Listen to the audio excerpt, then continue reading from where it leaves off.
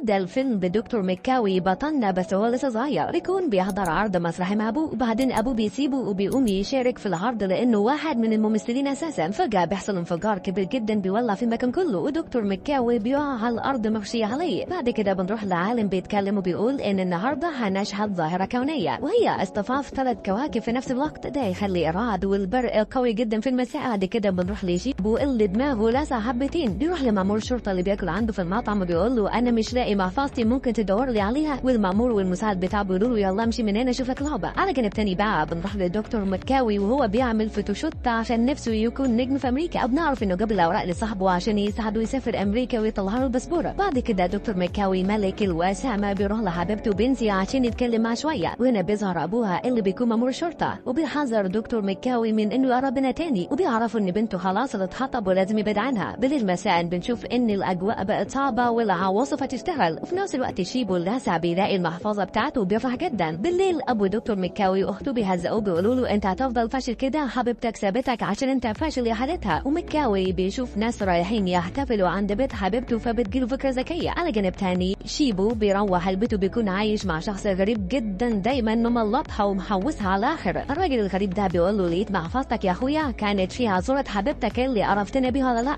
وشيبو بيدخل الاوضه وبيفتكر ان حبيبته كان اسمها اوشا، وبنشوف قد ايه هو واقع في حبها على الاخر. وبيقرر ياخد راديو وشريط هنفهم قصتهم بعد شويه، وبيركب مركب وبيمشي بيه في الميه. اما بقى على جانب دكتور مكاوي بيكون لابس سانتا كلوز وبيحتفل مع اللي بيحتفلوا قدام بيت بنسون. بعد كده بياخدها وبيدخل الاوضه، بيقول لها ازاي تسيبيني يا نوسه وتتجوزي واحد تاني؟ بتقول له انا متقدم لي عريس مارش وبيشتغل مش فاشل شبهك. ولسوء حظهم ابوه المأمور بيوصل في هذا الوقت وبيقدم انيش اللي هتجوز بنته للحضور، ودكتور مكاوي بيقول لها انت تتجوزي انيش ده مغفل يا بنتي. هنا ابوه بيدخل عليهم ودكتور مكاوي بيستخبى، والمأمور بيطلب من انيش انه يدخل يتكلم مع عروسته شويه، ومكاوي تحت السرير بيفتح بالونه وبنتي بتطوف الكلام وبتاخده يطلع برا. في هذا التوقيت بنشوف شيبو في المركب بيطلع صوره حبيبته اوشا وبيفتكر الذكريات والماضي اللي كان وقد ايه هو كان معجب باوشا جميله الجميلات، لدرجه انه كان بيراقبها في كل مكان وبيروح لكل حته هي موجوده فيها، ولكن اخوها كان دايما بيتدخل ويطرده. وذات يوم في المدرسه شيبو كان بيرسمها وبنشوف انه فضل محتفظ بالرسمه لحد الوقت الحالي. وذات يوم بعد مرور سنين بيسمع ان اوشا حبت واحد متعلم وهربت معها وجابت لها العار، ومن ساعتها وشيبو لسع. في نفس الوقت دكتور مكاوي بيشوف بنسون واقفه مع انيش وبيفتكر ايام المدرسه لما بعتت له انها بتحبه وعمرها ما تسيبه، وعشان دكتور مكاوي دايما على وضعه بيكون مجنن بنسون اللي بتوعده انها عمرها ما تسيبه. بيشوف انها بتعمل نفس الحركه مع انيش، بيقول له فوق يا مغفل دي هتكون معاك شويه وبعدين هتقول لك سوري انت مش نوع المحبه. واثناء ما هو بيتكلم وبيشبشب لها بتسعقه واحده برق عنب العنب عزيزي المشاهد الناري، وطبعا ساعتها دي هتخليه على وضعه وهتغير حياته 180 درجه. عن القريه بياخدوه في التوك توك عشان يودوه المستشفى، بيجي الدكتور يكشف عليه بيفتكر ان اعضاء اتنفخت، لكنهم بيقولوا له دي ما حد دكتور ركز بليز. ابو واخته بيجوا المستشفى يطمنوا عليه، ودكتور مكاوي بيفوق من الغيبوبه. على جانب تاني بنشوف ان حتى شيبو ضربته صعقه برق، ولكن ما حدش عبره لحد ما فاق في الصباح الباكر مع نفسه. بنشوف انه بيتحرك بالعافيه واعصابه سايبه على الاخر. على جانب مكاوي الدكتور بيقول للقريه انه المفروض اللي تضربه صاعقه ده يسلم نمر في تو لحظه، ولكن افراحه مكاوي تمام وزي الفل. اهل البلد ده بيحزنوا عشان مش هيحصل عزا ياكلوا فيه كما هي العاده. وبنشوف دكتور مكاوي وهو واقف قدام المرايه وفي عروق غريبه ظهرت في جسمه وعامل الفورمه تمام. بتيجي ممرضه تديله حقنه بعد كده وبنشوف انه تنى الحديده وشكله كده بقى عنده قوه خارقه. بعد شويه الدكتور بيحط على الجهاز عشان يشوف النبض، ولكن الجهاز مش بيستحمل الفولت العالي اللي في جسم مكاوي. وفي جانب شيتو بيقوم من النوم تعبان مدريان، وبنشوف ان هو كمان بقى عنده قوه خارقه وهي انه يقدر يتحكم في اي حاجه حوله ويحركها، وطبعا ده بيحصل بعد ما ينام تاني. الراجل اللي معاه في البيت بيروح بيقول له الحق في زلزال وكل حاجه بتتحرك، بيطلع الاثنين يهربوا احسن يتخلص عليهم. في جانب مكاوي بقى بيروح البيت وبنشوف جوز اخته امين الشرطه بيزعلها، بينما مكاوي بيلاقي دعوه فرح مانيش على بنتي، وبيقعد بالليل مساء حزنان مدريان بيشرب ويخمر ويعيط. بيقرر انه يهدى وبيطلع يسلم على ابوه، وان اخته بتشده وبتديله ذهبها، بتقول له المره دي لازم تنجح يا مكاوي، ضربوا لها ما تلاقيش هبقى على وضعي. تاني يوم صباحا بيروح محل الخياطه بتاع جده، هناك اخو اوشا بيقول له معكش فلوس سلف، فمكاوي بيقول له والله لو معايا ما هوش، والغبي بيحط فلوس السفر بتاعته في الدرج. بيروح لمدربه الكاراتيه صاحبته واللي لقبها بروسلي، وابن اخته بيقول له المعلمه هتركل حبيبها السابق انيش ركله بروسلي دلوقتي، وكل الناس بيكونوا متجمعين عشان يتفرجوا، وبالفعل بروسلي بتديله ركله تمام. بتقول له يلا يا راجل يا عرب امشي من هنا، وانيش بيقول لها انت ست أدرى وبيركب المكنة بتاعته بيمشي. ميكاوي بيفضل يكح باستمرار وبيكون جاي لبروسلي عشان تعمل له تأشيرة السفر لأمريكا. الغريب إن هو قدام المراية بيتفاجأ إنه بيكح دم أبيض. بيعدي اليوم ويصحى بالليل وهو لسه بيكح برضه، والمرة دي بقى بيكون سامع كل حاجة وقدرات حواسه بقت قوية جدا. حس بالحر فحاول يفتح الشباك لكنه كسره خالص. وابن أخته كان يشعر بالذهول وفضل لها جنبه. ميكاوي سمع صوت مية دخل يقفنا فكسرها، وكمان هو طالع أخد البافيته حرفيا. تاني يوم في الصباح الباكر بنشوف أخو أوشا بيستقبلها هي وبنتها، وكل أهل البلدة بيبصلها بينموا عليها كما العادة. بيقولوا إنها لسه محتفظة بجمالها منذ أن كانت صغيرة. ونشوف كمان إن فرج الغني ركب قرد 1100 بيبص على أوشا اللي كان معجب بيها وهو صغير برضه. ده ساعة أخو أوشا بياخدها بيدخلوا مطعم. في المطعم بيكون شغال شيبو اللي بيتفاجأ بأوشا وبيكريب عليها وبيبص عليها بصات شو ويرد، وده عشان هو معجب بيها منذ أن كانوا صغارا. وشيبو برضه بيكون بيكح هو كمان، لكنه بيلاقي نفسه بيكح دم أزرق. على جانب تاني الممرض بيودي للدكتور نتيجة تحليل ميكاوي، والدكتور بيتفاجأ جدا من التحاليل ومش بنعرف ليه. ميكاوي إن بيكون مشتاق للأصوات اللي حواليه لأن كل حواسه بقت قوية بشكل مبالغ فيه. بيقرر يحط راسه جوه المية عشان يرتاح شوية، بينما أبوه وأخته كانوا بيتفرجوا عليه مستغربين. بعد شوية جوز أخته بيرجع من الشغل مش بيلاقي أكل، فمراته بتقول له إن ميكاوي أكل الأكل كله. بياخدها برا يفضل يضرب فيها قدام أهلها. الأول أبوها بيدافع عنها في بيزقه بعيد، بيتدخل ميكاوي يقول له بحذرك تمد إيدك على أختي. بيمد إيده عليها ويقول له فرجني هتعملي معايا. فميكاوي بيزقه بعيد وبيطيره في الجو لدرجة إنه بيكسر جدار البير على شكل جسمه. أخته الموزعة بتحزن على جوزها، وبعدين بيقعدوا المستشفى وبيحاولوا يطيبوا خاطره. أمين الشرطة بيسأل مراته هو ميكاوي بيمارس الفنون القتالية، واخته بتقول له طبعا ده مقاتل خطير جدا. في المدرسة بقى ابن أخت ميكاوي بيحضر حصل الأبلة، وهي بتقول إن اللي بتصيبه الصاعقة البرقية بيبقى قوي، بتكون عنده قوة خارقة. وهنا بيدخل قلب تاني يعرف ابن أخت ميكاوي إن خاله ضرب أبوه وقعه في البير. طبعا الولد الصغير بيفرح جدا لأن كده خاله بقى سوبر هيرو وعنده قوة خارقة جدا جدا. والولد بيروح المكتبة يرى عن البرق والأبطال الخارقين، بيروح لخاله يحكي له عن موضوع الصاعقة والقوة الخارقة، وميكاوي بيسمعه وهو مش مقتنع بكلامه. وفي نفس الوقت بتشوف إن شيبو هو كمان بقى عنده قوة غير عادية وبيقدر يتحكم في أي حاجة، بيفضل يحرك الحاجات ويطيرها. وعلى جانب ميكاوي ابن أخته بيفضل يحكي له عن الأبطال الخارقين زي باتمان وسوبرمان وسبايدر مان ومحمد شامي، وإن الأبطال دول عايشين في أمريكا بيحموا ينقذوها، وأنت يا خالي هتبقى البطل اللي هيحمينا هنا. وميكاوي بيقول له لا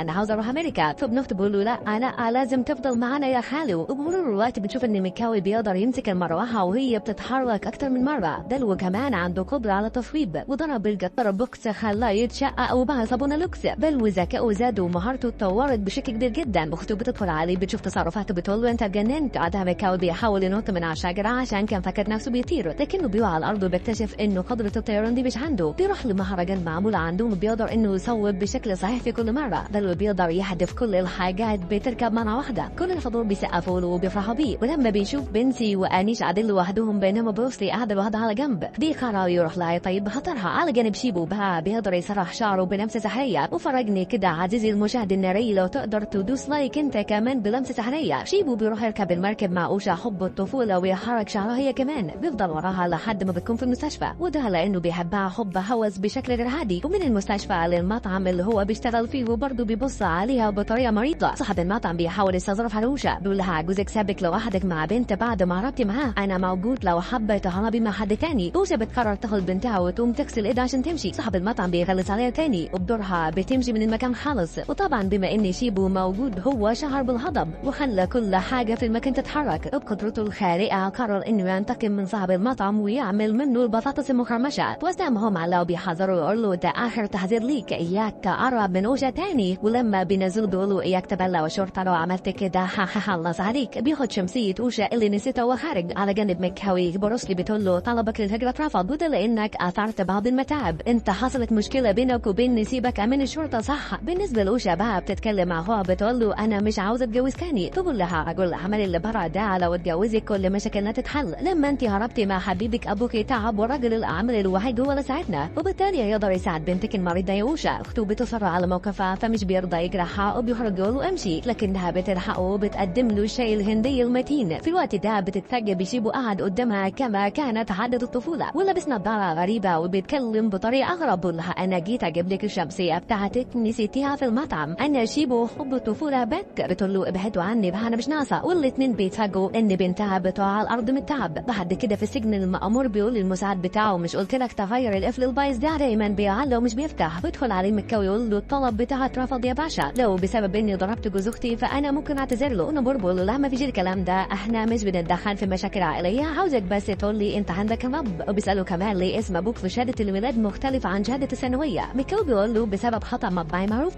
وهنا المأمور بيقول لابوها تقول له انت الحقيقه ولا قول له انا يا حاج. الحاج بيسكت، فالمأمور بيقول له في الواقع انت يتيم من الشارع والحاج ده متبنيك. ابوك اسمه مارتن وكان بيقدم عرض في المسرح، فالمسرح حصل فيه انفجار وانت اتصبت وفقدت الذاكره، ومن ساعتها والراجل ده هو اللي بيربيك. بص يالا انسى انك تخرج من البلد دي خالص، طول ما انا هنا هخلص على احلامك وطموحاتك ومش هتشوف يوم عدل. لب بيغضب وبيمسك المأمور من رقبته بيقول له ليه تعمل كده في ابني. ومكاوي بيخرج حزنا مدريان من قلب الاسم. على صيد اخر الدكتوره بتقول له اوشا لازم تدفع الفلوس الاول عشان نعمل العمليه لبنتك. وشيبو بيقول للدكتوره ابدأ العمليه فورا، انا هدفع الفلوس لبنتك. بيمشي عشان يجيب فلوس العمليه وهو ناويها على الاخر. تجرب مكاوي ابو بيقول له الصندوق ده بتاع ابوك، دي الحاجه الوحيده الباقيه من ممتلكاته. ومكاوي بيفتكر ابوه اللي كان بيمثل دور البطل. ابوه الحالي قبل ما يخرج بيحكي له ان ابوك البطل ما هربش زي بيت الناس، لانه فضل ينقذ في كل الموجودين كبار وصغيرين لدرجه انه ضحى بنفسه من اجلهم. ابوك ما كانش بيمثل انه بطل يا مكاوي، بل هو كان بطل بحقه حقيقي. ومكاوي بيفتح الصندوق عشان يتفرج على حاجات ابوه المتينه، وبيلاقي كتاب اسمه صاعقة مورالي. بيفتكر هو صغير لما سال ابوه عن الكتاب فقال له دي مسرحيه انا كتبتها سنه 86. بنعود للحاضر ومكاوي بيكتشف ان المأمور ضرب ابوه لانه مسكه من رقبته. ياخد ابن اخته على جنب يقول له احكي لي بقى الابطال بتوع امريكا دول بيعملوا ايه. بيقول له بيرتدوا العباءات والاقنعه وبينكروا بالاشرار. في الوقت ده بيكون في مهرجان كمان عاده وشيبو بيتحفتح عشان يسرق المصرف، بينما مكاوي بيظهر في نص الاحتفال وبيضرب المأمور عشان ينتم منه. رجاله الشرطه بيحاولوا يضربوه ويديله بالكراسي، ولكن مكاوي دايما على وضعه وبينزل ضرب في رجاله الشرطه بيزقوا جوز اخته بعيد المره تانية. رجاله الشرطه البواسل مش بيستسلموا ومكاوي مكمل فيهم ضرب والتنكيل بهم. على جانب شيبو بيدخل المصرف وبيفتح الخزنه بقوته الخارقه، وبالفعل بيلاقي الكثير من الاموال الطائله. المهرجان بروسلي بتقرر تنزل تواجه مكاوي، ولكنه بيقدر يتصدى لها بسهوله بيزقها بعيد عنه. بيروح للمأمور بيقول له انا هراقبك يا مأمور، وياك ان ترتكب اي غلطه او تعتدي على اي شخص بريء. وبيديله القضيه في الحته الفاضيه. بنشوف انه سايب كاوكيا صاعقة مورالي، وده الاسم اللي قرر يختاره نفسه. في المستشفى بقى شيبو بيروح له اوشا حب وطفوله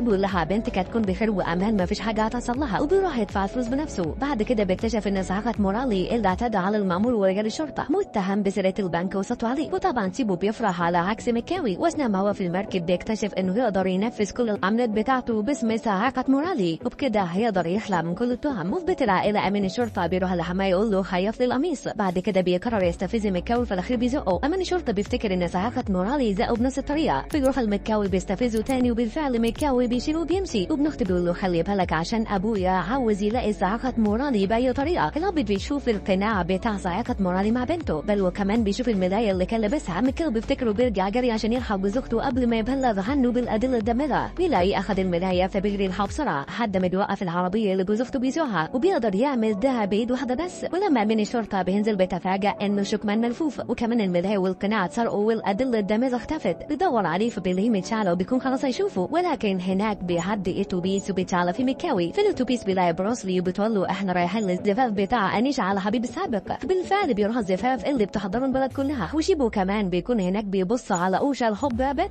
وقتها حاجه عجباني يا عزيزي المشاهد الناري ان رغم العداوه الا انهم راحوا يعملوا الواجب ويباركوا للعروسين، بل وكمان بيدخلوا البوفيه ياكلوا عشان يعملوا الواجب التمام. تخيل عزيزي المتابع قناه ملاحظات ناريه تكون بتحضر عزا اكس وكمان تاكل فيه. وعلى جانب شيبو بيكون واقف مع اوشا، ورجل الاعمال بيسال اخوها الجربوع ده بيعمل ايه مع اوشا. في محل الخياطه مكاوي بيخيط البدله بتاعت جوز اخته، فبتديله بروسلي تساله هي الفلوس معاك يلا تعالى الحاني. وطبعا جوز اخته لما بيسمع كده بيفتكر ان مكاوي هو اللي سرق البنك. مكاوي بيدخل يدور على الفلوس في المكان اللي شالها فيه مش بيلاقي حاجه، ويسال ابوه عن الفلوس وابوه ودوره بيسال دسان اخو اوشا، بيكون واضح عليه انه هو اخذ الفلوس. في الاسم بقى جوز اخت مكاوي اللي اسمه بوثان بيحاول يقنع المأمور بصاعقة مورالي الحقيقيه وانه يبقى اخو مراته، بينما زميله بالشغل بيقول للمأمور وفقا للدراسات بتاعتي ووفقا للاحصائيات العلميه اكتشفت ان صاعقة مورالي راجل مدرب على اعلى مستوى وبيفضل يتكلم كتير ويفخم في الموضوع اكتر واكتر. وسام بيقول للمأمور الكلام ده مش حقيقي يا باشا، اخو مراتي هو صاعقة مورالي. فالمأمور بيفضل يتريق عليه لانه مشخصن الموضوع مع اخو مراته عشان ضربه. بنرجع لمكاوي تاني اللي بيكون بيتحارك مع دسان وبيهزعه لانه سرق الفلوس، ودسان بيقول له انا كنت محتاج الفلوس عشان عشان عملية بنت أختي. ده مكاوي بيقول له الفلوس لو ما بقتش عندي بالليل أنا هخلص عليك. بالليل بقى أبوه بيقول له دسان مش زي بقية الناس، ده كان معتبرك زي ابنه، هو واخد الفلوس عشان يساعد بنت أخته مش أكتر. وأبوه كان كده على فكرة، أبوه كان بيساعد الناس يا مكاوي. على جانب شيبو بياخد فلوس وبيروح يوديها لدسان، بيقول له ممكن تجوزني أختك. سام بيقول له مستحيل، أنت مجرد جربوع حقير ما ينفعش تجوز أختي. فشيبو بيحزن شبه العيال الصغيرة وبيمشي بيقول له ديني ولا سايبك. ده حصل بينما مكاوي راح لدسان البيت عشان يصالحه، واخته بتقول له مش موجود هتلاقيه في المحل. شيبو بيرجع لدسان تاني بيهدده بالمعص وقوة الخارقة، بيقول له انت اهنتني كتير من واحنا صغيرين ودايما شايفني حقير وجربوع لا عليك بختك، وانا عارف ان طول ما انت عايز مش هتجوزها، لكني هبقول لك ان ما حدش هيحبها قدي في هذا العالم. وبيوقع برود على الارض عشان يولع فيه ويفجر المحل، وهذا ما حدث